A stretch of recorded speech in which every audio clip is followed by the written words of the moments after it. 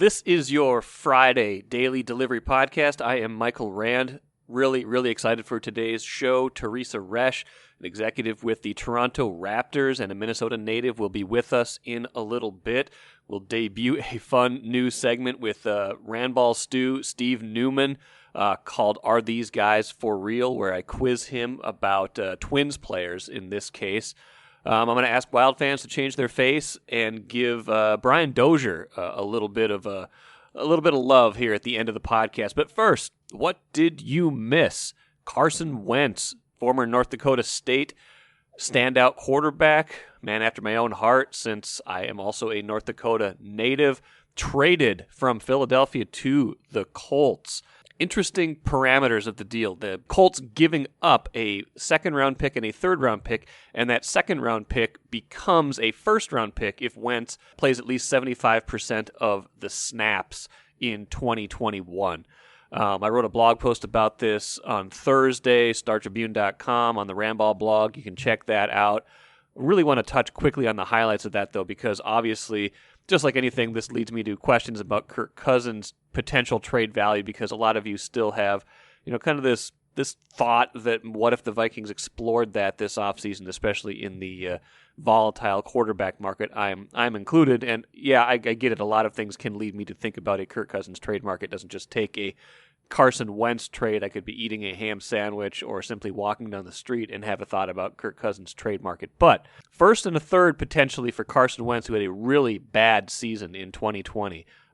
Played like one of the worst quarterbacks in the NFL, while Kirk Cousins played like one of the, I don't really say one of the best, but certainly one of the top 10 or 12 quarterbacks in the NFL last season. So, what does that mean for Kirk Cousins' trade value if he was going to be available in a trade? Well, it's not a perfect apples-to-apples comparison, but the Vikings, if they were to pursue this, I think that this shows that Kirk Cousins is worth at least a first-round pick in a trade, because I think you can reasonably assume that his 2021 season is going to be at least as good as Carson Wentz's. So what does that mean? Well, that means it would be awfully tempting, at the very least, if a suitor came calling and wanted to trade for Kirk Cousins. I'm Nyla Jean Myers, Senior Assistant Sports Editor at the Star Tribune. Thank you for listening to Strip Sports Daily Delivery. This work is made possible by our Star Tribune subscribers. For unlimited access to the articles mentioned in this podcast and our coverage of Minnesota sports from pros to preps, go to startribune.com/subscribe. Very happy right now to be joined by Teresa Resch, a Lakefield, Minnesota native who is a executive with the Toronto Raptors. Timberwolves and Raptors playing Friday night at Target Center. They played pretty recently in Tampa, as Minnesota and Toronto often do. Teresa, how are you doing? Welcome to the show. Thanks for having me. Glad to be here. Let's start with that odd fact that I just put out there with the Wolves. They got that rare road win over the Raptors, but it was in Tampa. Everything this year is kind of a road game for Toronto. You were actually in Tampa right now. What have been the challenges of that piece of this season, of the Raptors essentially relocating to Tampa as a temporary home in this COVID season? Yeah, it is a unique fact. Coming down, still the T, I guess, Tampa, Toronto. But yeah, we're calling Tampa home for the season. They have quite a track record right now with the Buccaneers winning the Super Bowl. They had the Stanley Cup champion Lightning that we're actually sharing the arena with right now. And then, the Rays also made a run and we're in the World Series. So the nickname now down here is Champa Bay. So hopefully we can join, and a little bit of that championship spirit can rub off on us. Or maybe I like to think we brought it down with us. I don't know. Maybe you did. I mean, you did win the championship 2 years ago. We'll get into that in a minute. But exactly. It has been challenging. I mean, I think if you think about if you've ever moved, relocating your life and your family, it's exactly the same thing, except for we're talking about an entire organization. So you have to move the house, you have to move the couch. Well, we had to move the practice facility, we had to move the courts, we had to move the weight room equipment, we had to move the medical equipment, or rent and find something locally that we could use in its place. So you also talk about, calling home. So Everybody has places that they live in Toronto, whether it's temporary for the season or all year round, depending upon your role and your situation. Well, we had to do the same thing in Tampa. So all those transitions. And then ultimately, if you're changing and you're moving, there's a familiarity with your surroundings and with your community. You go to the same place for coffee every day, and you do the same walk maybe, or you just feel familiar. You know where the post office is. You don't know those things down in Tampa. So getting used to all those things and getting settled into your environment as well. Our entire organization has gone through all those things in the last 90 days. I'm glad you said last 90 days, because it was not only that, but it's a compressed off season. It's, the uncertainty of where exactly you would be playing. I imagine I don't want to, give Toronto this ultimate free pass, but I imagine it has contributed to at least some of the strangeness of the start of the season, and maybe even, Toronto under 500 right now. I do wonder if it's part of, players just still kind of getting acclimated to what is going on this year in that regard. I mean, I think everybody knew going into this season that was not going to be normal. It was going to be anything but that. All the way leading up to you mentioned it, a compressed off season. We had the draft. I think it was November 19th, and free agency started a week later. That was 3 months. That was 3 months ago. Yeah, which was 3 months ago. So, most of the time we have a couple weeks to figure that out. And then, it was not only was it 1 week between the draft and free agency, but then it was literally 2 days between free agency and their season starting. Most of the time we have a summer league. New guys can get acclimated to the team. You have a chance to evaluate what other talent is there that can maybe help bolster your roster. You have time to develop your new players, introduce them to a system. All those things that happen in a regular offseason just didn't exist this year. And then if put on top of that, just not even knowing where we're going to be playing and trying to get everything settled and kind of transitioned once we did have an idea in those 2 weeks was quite challenging. But I think we'll never truly know the impact that it's had, just because a lot of it is kind of this unsettledness that you feel, and everybody reacts to it differently. And when you're in the moment of it, you aren't even quite sure what variables are really affecting you, because it's the condensed version. There's obviously some actual physical things that go with that and prepping for a season. There's new players that you have to get acclimated to, and obviously new surroundings. So I don't think we'll ever really be able to pinpoint, what's been affecting, whether good or bad, but we all know that it's very, very different. And we know that change is hard, and uncertainty is almost more difficult than anything. So trying to kind of navigate those things has been challenging, not only for a basketball team, but honestly for all of society that's happening right now. Your day-to-day job, can you describe it for me and for the listener? You are vice president of basketball operations. You've been with the Raptors for several years now. How would you describe what you do with the club? It's a great question. I get it often because honestly, the job title doesn't really describe what I do. I've been there for 8 seasons. I think it's taken me about 8 seasons to figure out how to describe what I do. But I'm basically a chief of staff for our president of our team. My 30-second kind of pitch is that my job, my responsibility is to ensure that everyone that's connected to the Toronto Raptors has the resources available to compete at a championship level. So It can be the players, it can be the coaching staff, as well as our business side. I need to make sure that I'm liaisoning with our brand team so that they understand what product we're putting on the court, so they can tell the fans our message of how we play and who we are in the best possible way. So it's very all-encompassing. I'm definitely a generalist amongst some really, really elite level experts in their area groups. So I kind of connect the dots between all those different groups. It sounds exciting. I mean, it's a cool sounding job. I mean, I hope that you love it, because it sounds like it sounds like you're busy at the very least. Well, guaranteed busy, something new every day. There's no 2 days that are the same. That's for sure. And you played volleyball and basketball at Jackson County Central. Patrick Royce, columnist at our newspaper, has written about you in the past. I went back and read a column he wrote a couple years ago that included an anecdote from your dad, Jim, in which he described being there when you got the call from the Raptors when you were initially hired. And your dad recalled you saying, yes, I'm interested, but I'm not going up there to be a secretary. And your dad said, that was Teresa right there, not loud, but confident. Do you remember that moment? And does the not loud, but confident description feel like it describes you well? Oh, it's funny you say that because my dad always gives me a hard time for being really loud. He's always like, you got to check your hearing. But yes, I remember it very well. I was in Minnesota at the time. I had worked at the league office for 5 years, and I had left to work for Lifetime Fitness, health and wellness company headquartered in Chanhassen there. I was running their basketball programming, Ultimate Hoops, and I was visiting Lakefield, which is about a 3-hour drive southwest of Minneapolis, for my dad's birthday. So that's why I was actually down there. So yes, I do remember it. I don't necessarily remember that exact comment that I made, but I definitely knew I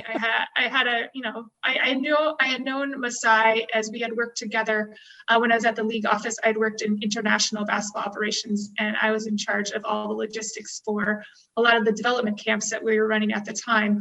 And we run one in partnership with FIBA on the continent of Africa. And Masai was born and raised in Nigeria, northern Nigeria, and he would serve as our camp director there. So I'd worked with him over the course of 3 summers, and I had left the MBA, and so I hadn't really kept in touch that closely, but he called and was like, hey, I'm standing here next to your old boss, and I got the job in Toronto, and curious, if you would want to join me with my team. And I really pressed him because I was like, what do you want me to do?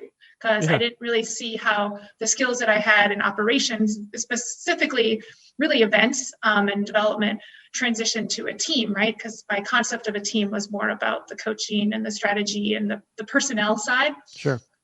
So I needed to hear from him what he wanted me to do and the role that he thought I could play and the value I was going to add. So I don't necessarily know if I said I'm not going to be a secretary, but I know I definitely pressed him on wondering where he saw me fit within his team that he was building in Toronto. I like the way you put that. And, we're thankfully seeing a lot more women executives hired in sports, obviously still not enough, but there are some organizations that are far more proactive, progressive, however you want to term it, than others in seeking out top employees, whether they're women or men. And the Raptors are one of those organizations. How would you describe the culture within that organization?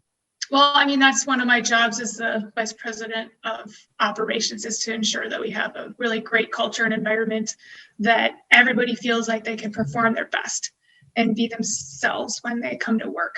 Yeah. So I'm very proud of the culture that we have in this organization and the environment that we have created for people to come and work every day. I feel that the fact that we have so many women that play a role in this environment has helped us as an organization in many, many ways. Number one, all the women that work for the Raptors are really, really good at their jobs. So I think they add value at that. It's like, I think we brought them because they're the best, and they've definitely demonstrated that. But then I think secondly, it just becomes, it becomes part of the norm. Like we just talked about with moving. It's like when you see a woman walking into the training room, you don't act differently because they're part of the organization. They're part of the culture. Everybody understands and expects them to be there because that's their job. And I think that unfortunately that still is the case in a lot of work environments where a woman is a lot of times the only. So then they're treated differently and singled out because of that. And it's really, really hard to overcome those things when you are the only. So it's helped that we have many women in all facets of the organization playing impactful roles, and that we expect them to be part of that. And I think that because we expect a lot of our employees, there's an acceptance of that. And I would say, like, beyond an acceptance, like, it would be very, very different environment if women didn't play a large role in it. A couple more things, then we'll finish up and let you get back to all the many things I'm sure you have to do today and the rest of this season. The Raptors, like we talked about at the outset, they won the NBA championship 2 seasons ago. Last year, Kawhi Leonard leaves, and you have an even better regular season winning percentage, even through all the weirdness of COVID, the shortened season. Some struggles this year, but generally better lately. Your 2 leading scorers are Fred VanVleet, who is undrafted, and Pascal Siakam, a late first-round pick who improved greatly, over the last 5 seasons, particularly the last, few. I'm sure everybody's looking for the secret sauce, and you probably get asked this a lot, but how does Toronto find and maybe more importantly develop these largely, less heralded players and turn them into, valuable members of the on-court team? I mean, I'd love to say and take all the credit, but I honestly, do it. I'll take all the credit. No, but I have to say, it has a lot to do with the work that both Fred and Pascal have put into it. They don't get to the level they are if they aren't fully committed, if they aren't putting in the hours and hours of work that they have. So I think first and foremost, we've done a good job of picking players who are going to work and get better, honestly, because I don't think that there's many people out there that have worked as hard or have been as committed and passionate of their approach around the game as those two players. I think what we've done, though, is we've developed environment and also a pathway for players to really grow and be their best selves, providing the resources that we do in order to really make the most of the opportunity is what I'm going to say. I think, a lot of people don't necessarily have that opportunity. So we're putting in place those things that we know that if you commit to, you have a chance to be at the best. So, a couple of things that when I joined the Raptors 8 years ago, we did not have a G League team. We did not have a minor league team. Yep. 3 years later, we won the G League championship, and 2 of the players that led us there were Fred and Pascal. And I think the fact that they played significant minutes on that team for that season, their rookie year, shows that they were really invested in their own growth, and they saw how getting playing time, even if it wasn't with the Raptors, it was the Raptors 5, was going to pay big dividends. So the fact that they embraced that and really, leaned in, I think shows the players that they have become today. You could project that then. I'll take that back. I don't think anybody's going to project exactly an NBA championship 2 years later, but we could all hope for that. And then the second piece is when I started with the Raptors 8 years ago, is we were practicing out of a practice court with a attached weight room that was about the size of my 600 square foot apartment in Toronto. Okay. And that was it. We had no office space. We had no real home of our own other than this kind of auxiliary space within shared hockey, NBA, and concert arena. And, I have to hand it to the Maple Leaf Sports Entertainment Board. They really invested in not only the Raptors, but all their teams. They built us a standalone practice facility that we can call our own and really have a great workspace to work on the craft of basketball. And I think, those two things were a huge investment by our organization that I think has paid huge dividends in the development of our players, both the ones that you read in the headlines, like Fred and Pascal, and a lot of the role players too, that, may not be an all-star or voted most improved player of an entire NBA season, but definitely contribute to who we are as an organization. Well, awesome stuff. I really enjoyed getting to hear more about your story, getting to hear more about what the Raptors do so well. Teresa Resch, thank you so much for joining me here today on the Daily Delivery Podcast. Thanks for having me. And I'd say good luck on Friday, but I hope the Raptors come out on top, and good luck to the Wolves every other game. Sounds good. Thanks. Alexi, change this face. Be happy. Enjoy it. So I didn't watch the Wild game last night. I look on Twitter. It's probably 10:20. And I see everybody griping about the Wild. I assume they're way down. Second game back from the COVID break. I think the way people are talking about it, it's probably they're about down 3-0, 4-0. They're up 2-0 at that point, and people are still upset. And I get that it was a ragged game. I read Sarah McClellan's game story on StarTribune.com. They ended up winning 3-1. So I don't get the angst sometimes when teams are actually winning. So I'm imploring you, Wild fans and sports fans here, Minnesota in general, when the team is winning, even if it's ugly, change your face. Try to be happy. Okay, you guys ready to have some fun? I'm ready to have some fun. I'd like to welcome in RandBallsStu, Steve Neuman from the internet. Stu from the internet showing up on my Zoom screen right now. longtime internet friend of mine, one of the original RandBall commenters. He's gone on to write a bunch of great stuff. He's gone on to a successful podcast of his own, The Sportive. Stu, how are you today? You know, Mike, I'm not going to correct you about CDs, so I'm doing better than the lead singer of the Hold Steady. I'm gunning for Chris Hine right now, actually. He's been on twice. I've only been on once. That's my goal. I want to surpass Chris Hine. I know some stuff about Carole King, but not nearly enough. He was the first 2-time guest. I should have brought that up on Tuesday's show, but I didn't. That was a mistake. Another mistake. Not as bad as calling new releases a CD. I'm stuck in the glorious past, Stu. And I will thank you to let me stay there, please. But Stu is here because I have a new segment on the show called Are These Guys For Real? And Stu is going to help me out with this periodically. The premise is I'm going to read a list of 10 names, and Stu and you, the listener at home, are going to decide, is this person really a former Minnesota athlete, or did I just make this person up completely? Not even an athlete at all, just a name that I made up, a figment of my imagination.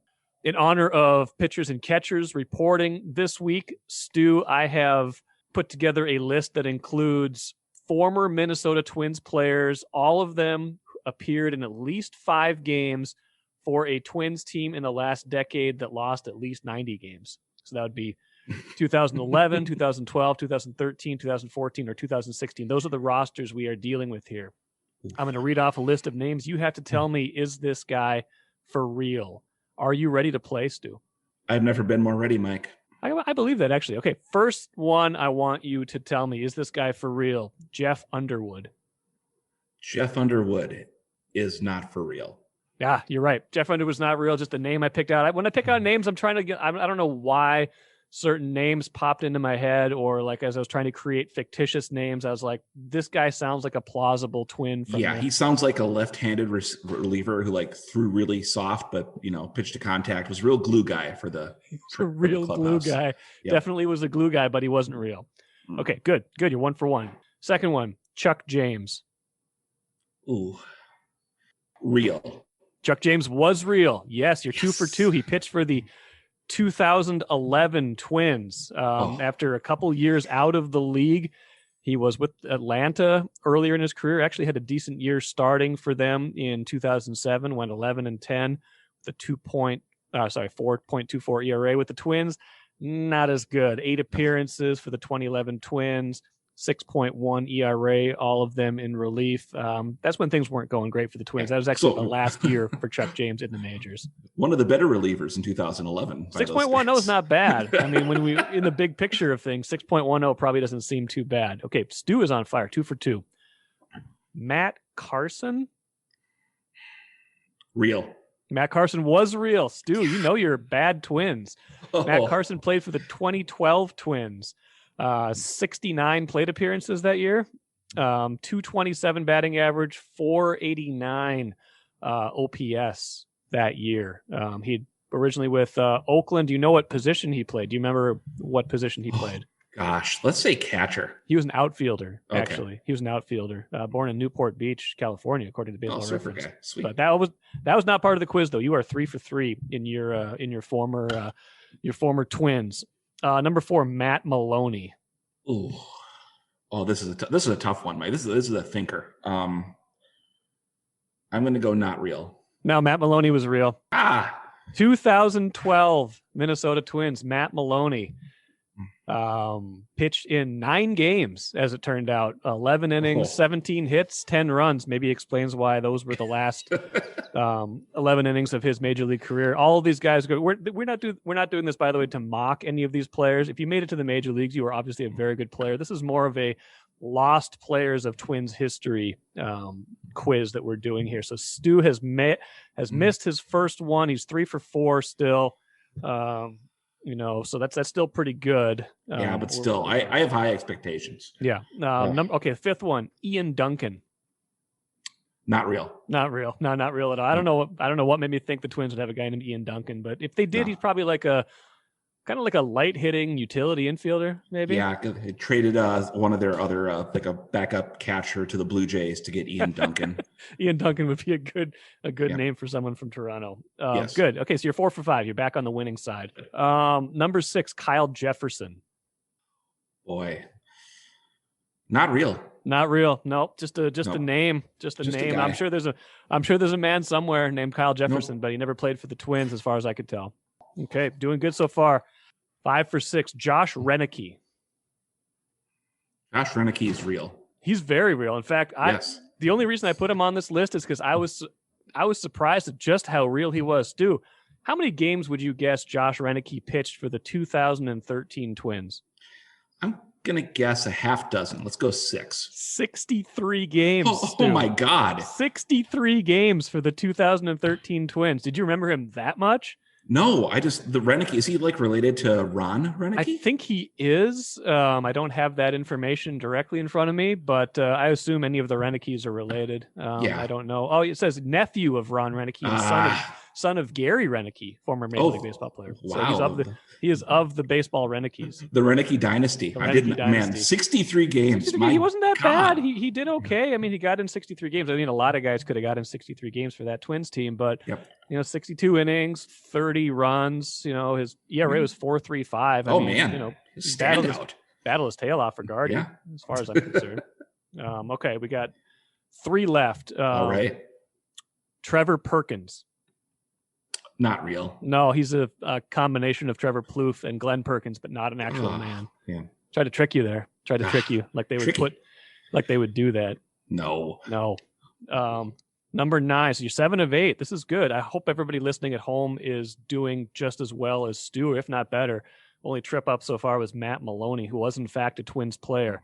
Second to last one, Neil Ramirez. Oof. Not real. Neil Ramirez was real. 2016 Twins, Neil Ramirez. Yeah, Stu had no prior knowledge of this list, by the way. We're going in cold. 2016 Twins, he pitched in 8 games, 14 innings, 15 hits, 10 runs. Could not catch lightning in a bottle, though, with the 2016 Twins. No. That brings us to our last one. You're 7 for 9 so far. Are these guys for real? Last one, Bobson Dugnut. Michael, that person is not real. No, he was a player in a made up player name in the one of the Super NES games. What was it? Fighting Baseball? Yes. I think it was Fighting Baseball. All the crazy, ridiculous names like Bobson Dugnut, Ray McScriff, Sleeve McDykel. All these like uncanny valley baseball players that sort of sounded like other former athletes. Yep. Dwight Rorchigel. Todd Gonzalez. Delightful. Anytime I need a little laugh, I go to that list. That was kind of a freebie at the end. I want to end with. I don't want to end you.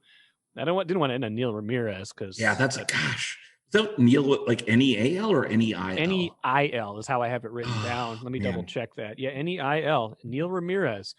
185 career games, only 8 of those for the Twins. It was 2016. I could give you a game log if you want. I don't know how deep we need to go on Neil Ramirez. I don't know that we need to go that deep, but, unless Neil's family is listening. 8 of 10 though. 8 of 10 is good. Like this, it kind of shows the challenge. We're going to do this periodically with Stu because he has a good memory and because he likes to play along. He'll probably do it with some other, not just with Twins, but with other teams and other players in this market. But I'd say 8 of 10 is a pretty good debut. Would you say? I'm happy with it, but I want to do better, Mike. Okay, I think you can do better next time. We'll see. But awesome job today, and I hope everybody at home had some fun too. And Stu, thank you so much for joining me here today on the Daily Delivery Podcast. Anytime, Michael. Coming for you, Chris. Let's end with the cooler. Brian Dozier, former Twins second baseman, announces his retirement on Thursday, age 33. You might remember Dozier as maybe a really good player on some bad Twins teams. I don't think that's exactly fair, and I got a little data to prove that. Yeah, he played on some bad teams in the early and mid 2010s, but he had 34 home runs in the 2017 wildcard season, 17 of those from August forward that season as the Twins mounted a furious rally to be the wildcard team and hit a home run in the wild card game leading off against the Yankees in the first inning. He was a clutch player. He was durable, averaged 153 games once he entered the lineup for like 5 or 6 seasons. Brian Dozier, a really good, underrated player, and I really hope we can appreciate what he accomplished even in retrospect.